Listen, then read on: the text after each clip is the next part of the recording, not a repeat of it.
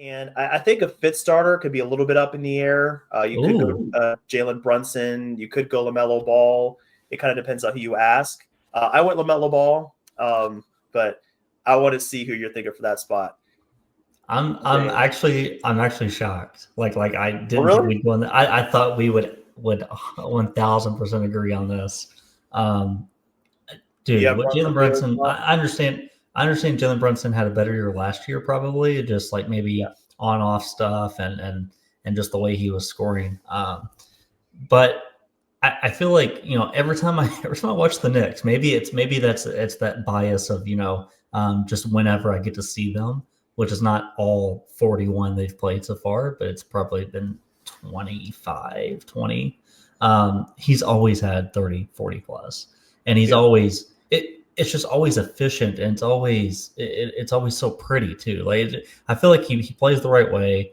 And I'm not trying to say LaMelo doesn't. It's just there's a lot more possessions with LaMelo, and I saw him in person here a couple weeks ago when the Suns beat the Hornets. But there's more possessions with him where it's just was that necessary?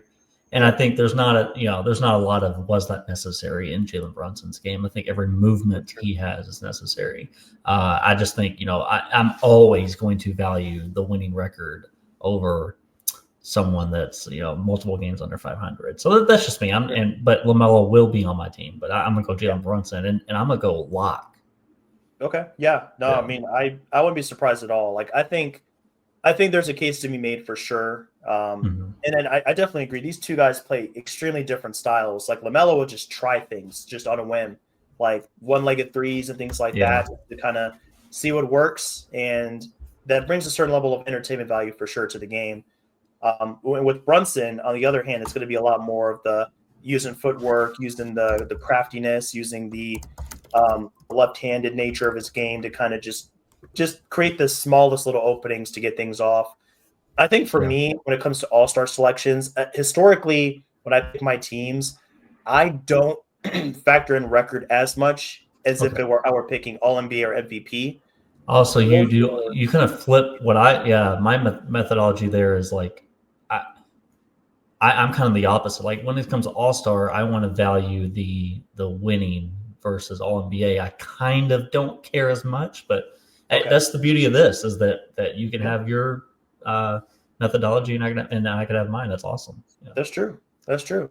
Yeah, I guess when I'm like looking at the end of the season, I have um, the entire calendar to look at, the almost the entire season to look at, and it's like, Yeah. oh, how have they done from October all the way through, how they prop their team up, and using almost every game of the season, maybe 70, 75 games, as opposed to All Star. You have like a little bit more of a limited scope to look at, but I mean, it's still a good sample size. I mean, half the season is a good amount of time to look at how guys have propped their guys up. And it's more of like a popularity contest I've found than other awards. It's like hey, who's going to be the most exciting? Who's going to be the biggest names and things like that.